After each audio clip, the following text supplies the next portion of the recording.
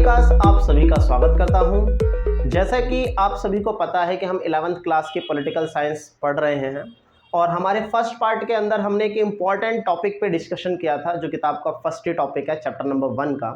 और टॉपिक क्या था कि हमें संविधान की आवश्यकता क्यों है। तो 5 बातों के लिए हमें संविधान की आवश्यकता है, हालांकि और भी बातें हैं, पर सबसे महत्वपूर्ण बात तालमेल बनाने के लिए हमें संविधान की आवश्यकता है। निर्णय लेने की शक्ति अर्थात कौन निर्णय करेगा, देश कौन चलाएगा, इस बात को पता करने के लिए हमें संविधान की आवश्यकता है। शक्तियों पर सीमाएं लगाने के लिए अर्थात जिसको हम शक्तियां प्रदान कर रहे हैं निर्णय लेने की, उसी पर हमें सीमाएं लगाना भी बहुत आवश्यक है। साथ ही साथ समाज की आकांक्षाएं और लक्ष्य को पूरा करना भी बहुत जरूरी है। इसीलिए हमें संविधान की आवश्यकता है ताकि समाज की सभी आकांक्षाएं और सभी लक्ष्यों को पूरा किया जा सके।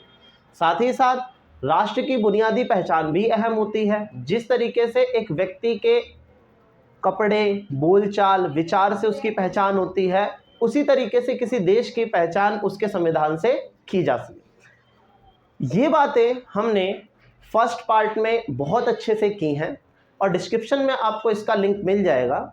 आप लिंक के माध्यम से फर्स्ट पार्ट पढ़िए और आज हम सेकंड पार्ट को स्टार्ट करेंगे। तो बढ़ते हैं हम आज सेकंड पार्ट की तरफ और सेकंड जो टॉपिक है चैप्टर फर्स्ट का, उस पर डिस्कशन करते हैं। सेकंड टॉपिक क्या है? संविधान की सत्ता।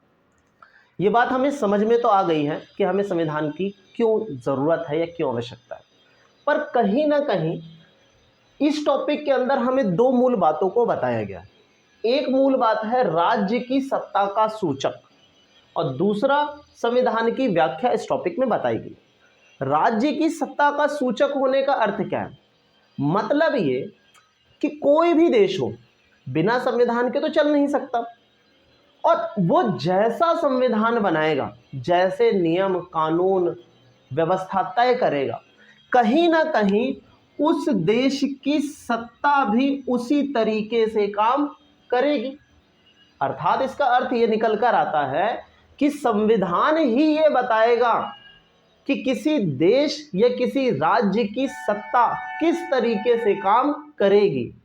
उस देश का शासन, प्रशासन, एडमिनिस्ट्रेटिव ब्लॉक्स अपनी मर्जी से कुछ भी डिसाइड नहीं कर सकते।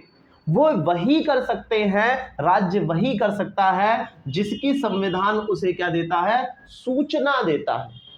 और ये बातें सब लिखित में होती है, मौलिक रूप से नहीं। पर कई बार एक प्रश्न खड़ा हो जाता है कि क्या दुनिया में सभी देशों के पास लिखित ही संविधान है? ये बात भी आवश्यक है कि दुनिया में सभी देशों के पास लिखित संविधान का होना एक आवश्यक तत्व है, परंतु इंग्लैंड जैसे देश के अंदर आज भी कोई लिखित संविधान नहीं है। तो क्या हम ये इमेजिन कर सकते हैं कि वहां कोई संविधान नहीं है? नहीं, ऐसा नहीं है। संविधान तो है, परंतु वो उनके जो दस्तावेज हैं, संवैधानिक जो दस्तावेज हैं, वो क्या हैं? बटे हुए, प्रशासनिक तंत्र में बटे हुए। बट इस बात की पूर्णता दिखाई देती है, इस बात को अहम तौर पे हम देखते हैं कि संविधान का होना बहुत जरूरी है। चाहे वो लिखित हो, मौलिक हो, इकट्ठा हो, किसी भी रूप में हो, पर किसी भी देश की सत्ता, किसी भी राज्य की सत्ता बिना संविधान के चलाई नहीं जा सकती। इससे एक व्याख्या बनती है संविधान की कि संविधान की क्या व्याख्या बन जाएगी कि संविधान नियमों और कानूनों के दस्तावेज का एक ऐसा पुंज है। पुंज मतलब एक ऐसी किताब जिसके अंदर सारे नियम कानूनों को इकट्ठा किया गया हो, जिससे उसके देश को चलाया जाता। मतलब संविधान एक डॉक्यूमेंट है जिसमें देश को, राज्य को चलाने के सारे नियम कानून, रूल, रेगुलेशन वहां पे क्या है? डिस्क्रिप्ट किए गए, लिखे गए। फिर एक सवाल और खड़ा हो जाता है कि दुनिया के हर देश संविधान बनाते हैं। भारत का भी संविधान है, अमेरिका का भी है, ब्रिटेन का भी है, रशिया का भी, सबका है। पर सवाल ये उठता है, संविधान की ऐसी कौन सी चीजें होती हैं जो उसको प्रभावी बनाती हैं। ये प्रश्न इसी टॉपिक में आपसे पूछा गया है कि संविधान में ऐसी कौन सी चीजें होती हैं जो प्रभाव रखती है कि भाई समाज मुझको फॉलो करेगा तभी चल पाएगा, अन्यथा नहीं चलेगा। तो जो नेक्स्ट टॉपिक्स आएंगे हम उसके अंदर इस बात का जिक्र करेंगे कि आखिर हमारा संविधान या दुनिया का कोई भी संविधान कब प्रभावी होता है और कब प्रभावी नहीं होता। क्योंकि ये तो सत्य है कि दुनिया के कई देशों ने संविधान बनाए हैं, चले भी हैं और बिगड़े भी हैं। तो हमें ये बात जाननी होगी कि किसी देश का संविधान एक बार बन जाने के बाद लगातार क्यों चलता है और किसी देश का संविधान बन जाने के बाद भी कुछ समय के बाद दोबारा टूटकर दोबारा नया बनाना पड़ता है। तो इसके आगे जो टॉपिक्स हैं संविधान की सत्ता के बाद जो नेक्स्ट टॉपिक है हम उसमें उस बात का जिक्र करेंगे। अब हम बढ़ते हैं सेकंड टॉपिक की तरफ। टॉपिक का नाम है संविधान को प्रचलन में लाने का तरीका। अभी हमने बात करी कि कोई भी देश हो अपना संविधान प्रभावी कैसे बनाएगा, तो इस सवाल का जवाब इस टॉपिक में आपको मिलेगा। मैंने कुछ पॉइंट आउट्स लिख दिए हैं, आपको आसानी होगी याद करने में भी और समझने में भी। लिखते हैं कि लोकप्रिय नेताओं द्वारा निर्माण।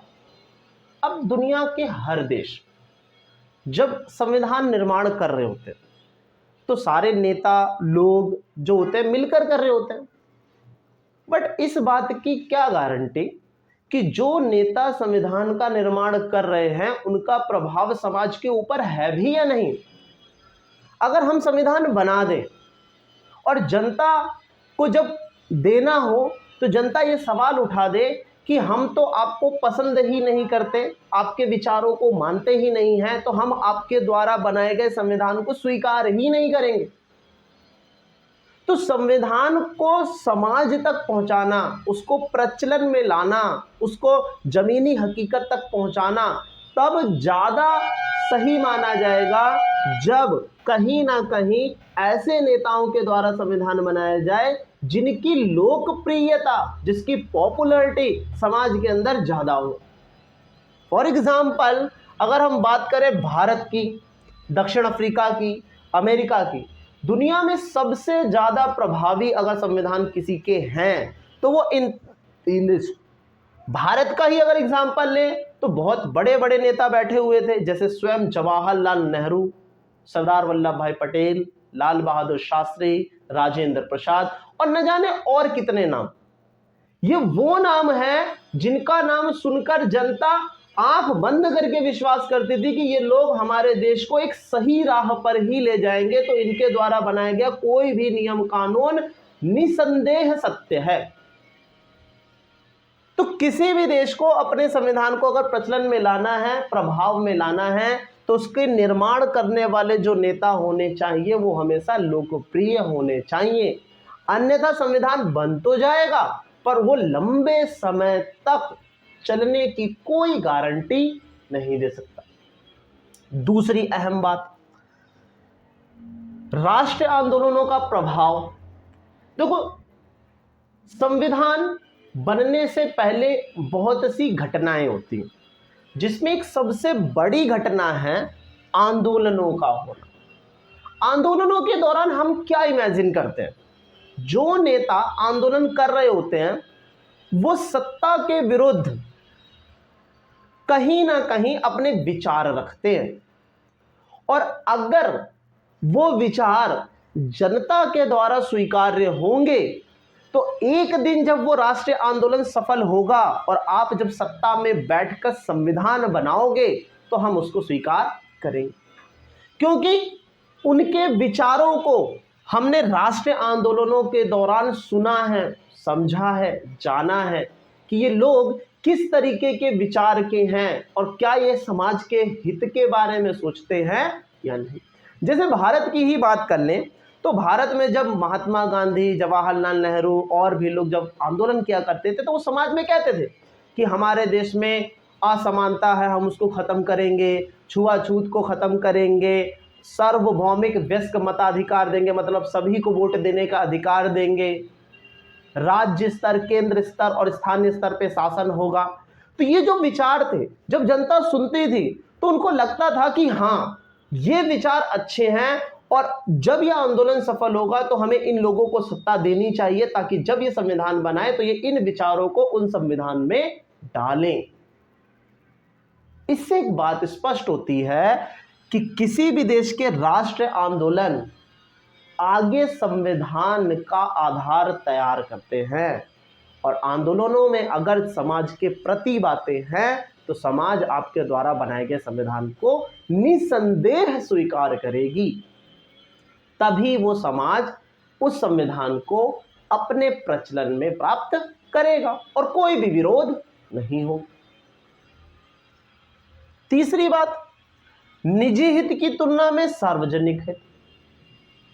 अब जो संविधान बना रहे हैं, जो नेता लोग संविधान बना रहे हैं, अगर वो संविधान का निर्माण करते समय अपना हित देखें, अपना हित सेंस अपने समाज का, केवल अपनी जात का, अपने धर्म का, अपने समुदाय का हित देखेंगे, तो क्या ऐसा संविधान बनने के बाद चलने को तैयार होगा?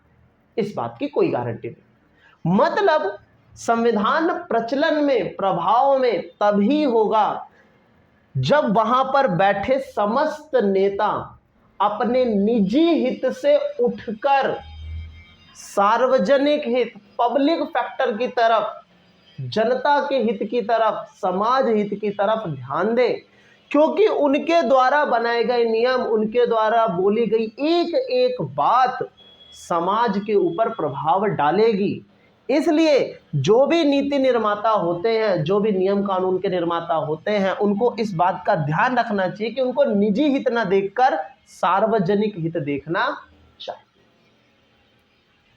अब एक बात ये भी, कई सारे देश ऐसे होते हैं जो संविधान बना लेते हैं और बनाने के बाद जनता के सामने प्रस्तुत कर देते हैं। अब जनता के सामने प्रस्तुत करने का एक सेंस अच्छा भी है। क्यों? क्योंकि वो ये मानते हैं कि लोकतंत्र को अहमियत देते हुए हमें जनता से भी पूछना चाहिए कि क्या संविधान जो बना है वो सही है या गलत है। बात तो अच्छी है, पर भारत में ऐसा नहीं हुआ, जिसको जनमत संग्रह कहते हैं, रेफरेंडम कहते हैं। अब भारत में ऐसा नहीं हुआ। क्यों नहीं हुआ? क्योंकि हमारी जनता, हमारे देश का समाज उन नेताओं पे पूर्ण विश्वास करता है कि वो जो भी कुछ लिख रहे होंगे, जो भी कुछ बना रहे होंगे, हमारा हित ही सोच रहे होंगे। इसलिए भारत में जनमत संग्रह कराने की कोई खास आवश्यकता नजर नहीं आती। तो इन तीन बिंदुओं को समझकर हम ये समझते हैं कि एक संविधान प्रचलन में कैसे आता है और समाज के ऊपर अपना प्रभाव कैसे रखता है। अब इसके बाद जो अगला टॉपिक है हम उसको देखते हैं। नेक्स्ट टॉपिक है आपका संविधान के मौलिक प्रावधान। मौलिक शब्द से आप सभी परिचित होंगे। मौलिक का अर्थ होता है सभी के लिए, आधार, बेसिक। मीन कोई भी देश अपना संविधान बनाए, अगर उस संविधान में मौलिकता नहीं है, मतलब वो बेसिक चीजें नहीं हैं, तो शायद वो संविधान प्रभाव नहीं रखेगा। तो वो मौलिक तत्व क्या हैं? तो मैंने उसको टॉपिक्स में बांट दिया है, आपको आसानी होगी समझने में। पहला है प्रत्येक व्यक्ति के लिए। एक बात इमेजिन करके देखो, मान लो कोई संविधान बने या कोई नियम कानून बने, या मान लो आप एक विद्यार्थी हो और आपकी क्लास में कुछ रूल्स तय कर रहे जा रहे हैं, और जिस दिन रूल तय हो रहा है उस दिन आप मौजूद ही नहीं, अगले दिन आप आए और आपके ऊपर रूल रेगुलेशन थोप दिए गए, तो क्या आप उस संविधान को या उस रूल्स को स्वीकार करोगे? बिल्कुल नहीं। आप तो उसी को स्वीकार करोगे जो मेरी रजामंदी से हुआ हो। सेम वही बात, जब कोई संविधान बनता है तो उस संविधान के अंदर इतनी मौलिकता होनी चाहिए कि जब आप उसको समाज के ऊपर लागू करो तो समाज के प्रत्येक व्यक्ति के पास कोई ना कोई कारण होना चाहिए कि मैं इस संविधान को क्यों मानूं। मैं इस संविधान को क्यों फॉलो करूं, मैं इस संविधान में लिखी बातों को अपने ऊपर लागू क्यों करूं। क्योंकि अगर ऐसा नहीं होगा, अर्थात संविधान के अंदर मौलिकता नहीं होगी, तो कहीं ना कहीं विरोध होगा, और जब विरोध होगा तो इससे यह तात्पर्य होगा कि संविधान पूर्ण रूप से सही नहीं है।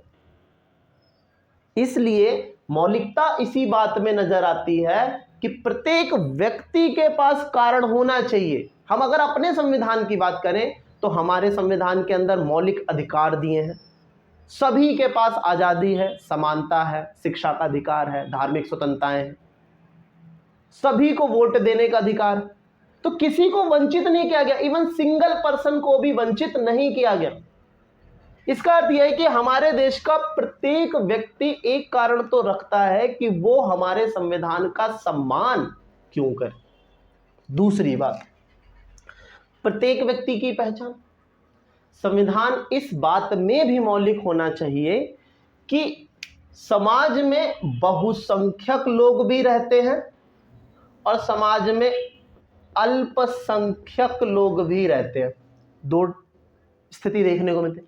बहुसंख्यक मतलब जिनकी संख्या बहुत ज्यादा, अल्पसंख्यक मतलब जिनकी संख्या बहुत कम है। और अच्छे से क्लेरिफाई करें तो SC, ST, OBC, minority, PWD, EWS, मुस्लिम, सिख, बौद्ध, जैन, पारसी, यहूदी, बहुत से लोग अल्पसंख्यक माने जाते हैं। अब संविधान ऐसा बन जाए कि भाई बहुसंख्यक को आप फायदा दे रहे हो, ये सोचते हुए कि इनकी संख्या है ज्यादा तो भाई इनको ना हमें लाभ देना चाहिए, इनका फायदा करना चाहिए, इनकी संख्या तो कम है, ये क्या कर लेंगे, इनको छोड़ दो। ऐसा संविधान नहीं होना चाहिए। संविधान की स्थिति या संविधान की मौलिकता इस बात से स्पष्ट होनी चाहिए कि बहुसंख्यक जिस तरीके से अपनी पहचान बनाने में सक्षम और स्वतंत्र है, उसी तरीके से अल्पसंख्यक भी अपनी पहचान बनाने में सक्षम और स्वतंत्र होना चाहिए। तभी तो वो अल्पसंख्यक समाज आपके संविधान को स्वीकार करेगा, तभी तो आपके संविधान में प्रभाव रहेगा, तभी तो आपका संविधान एक लंबे समय अंतराल के लिए चलता रहेगा। तीसरी बात, न्याय की स्थापना। अब जो संविधान है उसमें नियम है, कानून है, व्यवस्था है। और नियम कानून क्यों होते हैं? ताकि समाज के अंदर सभी को न्याय मिले, किसी के साथ भी अन्याय ना हो। पर एक बात स्पष्ट रूप से हमें समझ में आती है, एक लाइन लिखी है किताब में कि संविधान स्वयं से न्याय नहीं करता। संविधान तो बस एक किताब है ना, उसमें तो नियम कानून है, वो न्याय कर थोड़ी ना रहा है, पर इस बात को इंश्योर जरूर करता है कि वो हमें न्याय करने का एक ढांचा जरूर प्रस्तुत करता है कि कैसे समाज इस संविधान का प्रयोग करके अन्याय को समाप्त करके न्याय प्राप्त कर सकता है। अर्थात ये तीन ऐसे तत्व हैं जो मौलिक होते हैं, जो किसी भी देश के संविधान का निर्माण होने से पहले बेस है। ये चीज है तो संविधान प्रभावी है, ये चीज नहीं है तो संविधान बन जरूर जाएगा, पर उसका प्रभाव में रहना, लंबे समय तक प्रचलन में रहना थोड़ा मुश्किल नजर आता। इसलिए संविधान निर्माण के समय मौलिकता के प्रावधानों को जरूर ध्यान में रखना चाहिए। तो ये टॉपिक भी बहुत ही आसानी से क्लियर हुआ है। अब हम बढ़ते हैं नेक्स्ट टॉपिक की। अब हमारा नेक्स्ट टॉपिक है संस्थाओं की संतुलित रूपरेखा। इसमें एक शब्द आपको नजर आ रहा है, संतुलित, बैलेंस। मतलब संविधान इस रूप से बना होना चाहिए कि संविधान के अंदर हम जितनी भी संस्थाएं बना रहे हैं उन सभी संस्थाओं को हम संतुलित रखें। अब संतुलित कैसे रखें, सवाल ये, और संविधान ये कर कैसे सकता है? तो संतुलन में लाने के लिए आप दो तरीके किताब में दिए हैं, तो मैंने उसको पॉइंट आउट बना लिया है ताकि आसान हो जाए। पहला लिखा है शक्ति का विभाजन, शब्द से ही आपको समझ में आ रहा होगा। शक्ति का विभाजन, विभाजन मतलब बंटवारा। बहुत से विश्लेषक ये मानते हैं कि अगर शक्ति किसी एक के हाथ में हो तो वो संविधान नष्ट बहुत जल्दी हो जाता है। इसलिए संविधान निर्माण करते समय हम देश को चलाने के लिए जितनी भी संस्थाएं बनाएं, हम प्रयास ये करें कि संस्थाओं में शक्तियों को बांटा जाए, ताकि कोई अकेली एक संस्था उस देश के संविधान को नष्ट करने की शक्ति ना रखती हो। एक एग्जाम्पल से समझते हैं, जैसे भारत को ही समझो। भारत के अंदर 3 संस्थाएं हैं जो देश को चलाने में मुख्य भूमिका निभाती हैं। जैसे भारत में कौन है? विधायिका, कार्यपालिका और न्यायपालिका। ये 3 मुख्य संस्थाएं हैं जो देश को चलाने में अहम भूमिका निभाती हैं। और हमारे संविधान ने इस बात पे अहम ध्यान दिया है कि किसी को भी एक को पावर नहीं दी है। कुछ पावर विधायिका के पास है जिसको हम संसद कहते हैं, कुछ पावर हमारी कार्यपालिका के पास है जिसमें प्रमुख राष्ट्रपति प्रधानमंत्री होते हैं, कुछ न्यायपालिका के हाथ में जिसमें सुप्रीम कोर्ट होता है। इसका अर्थ क्या निकला? किसी सिंगल के पास ऐसी पावर नहीं है कि वो अकेले दम पर पूरे संविधान को नष्ट कर दे। तो कहीं ना कहीं हर देश को अपने संविधान को संतुलन में रखने के लिए शक्तियों का विभाजन करना एक अनिवार्य तथ्य बन जाता है। साथ ही साथ आपको अगर अपने संविधान को संतुलन में रखना है, लंबे समय तक चलाना है, तो दूसरी बात क्या आती है? कठोर व लचीलापन। कठोर क्यों और लचीलापन क्यों? देखो, हमने शक्तियों का विभाजन तो कर दिया, ये मानते हुए कि कोई एक संस्था नष्ट ना करता, बट अगर संविधान में लिखी गई बातें बहुत कठोर हो, बहुत कठोर का मतलब कि उसको बदला ही ना जा सकता हो, सिचुएशन चाहे कैसी भी बन जाए, पर जो लिखित बात है वो लिखित ही रहेगी, अंडर एस्टिमेट नहीं की जाएगी। दैट्स मीन अगर बहुत ज्यादा कठोरता होगी तो समय के बदलाव में, सिचुएशंस के बदलाव में हो सकता है कि वो नियम, वो प्रावधान उस स्थिति को सुलझा ही ना पाए, और ऐसी अवस्था में कठोरता ही कहीं ना कहीं उस संविधान को नष्ट कर देगी। बट हमें कठोरता भी रखनी जरूरी है ताकि उसको कोई आसानी से नष्ट भी ना कर सके। साथ ही साथ हमें लचीलापन भी रखना चाहिए ताकि समय की आवश्यकता में हम संविधान को इस हद तक तो बदल सके कि बदलती हुई परिस्थितियों में वो हालातों को मैनेज कर सके, संतुलन ला सके। पर इतना भी लचीलापन नहीं रखना चाहिए कि कोई इससे खिलवाड़ कर ले, मन मर्जी से बदल दे, मन मर्जी का प्रावधान डाल दे, मन मर्जी से संशोधन कर दे, अमेंडमेंट कर दे। ऐसा भी नहीं होना चाहिए। तो संस्थाओं की संतुलित रूपरेखा में हमें 2 बात समझ में आई कि संविधान को प्रचलन में, प्रभाव में रखने के लिए शक्तियों का विभाजन होना बहुत जरूरी है, जैसा कि भारत में किया गया है, और कठोरता और लचीलापन भी होना चाहिए ताकि कोई आसानी से ना तो बदल सके और समय के परिवर्तन में हम आसानी से उसको बदल के उसका प्रभाव हमेशा स्थापित रख सकें। तो ये टॉपिक भी आपको बहुत अच्छे से क्लियर हुआ। ये आज हमारा पार्ट 2 था, और जो टॉपिक्स बच गए हैं वो पार्ट 3 के अंदर आपको क्लियर कर दिए जाएंगे। तो मैं आप सभी को एक बार और कहता हूं कि आप सभी पार्ट 1 और पार्ट 2 पूरा देखें ताकि आपको एक अच्छी नॉलेज प्राप्त हो। तो गुड बाय, मिलते हैं नेक्स्ट वीडियो।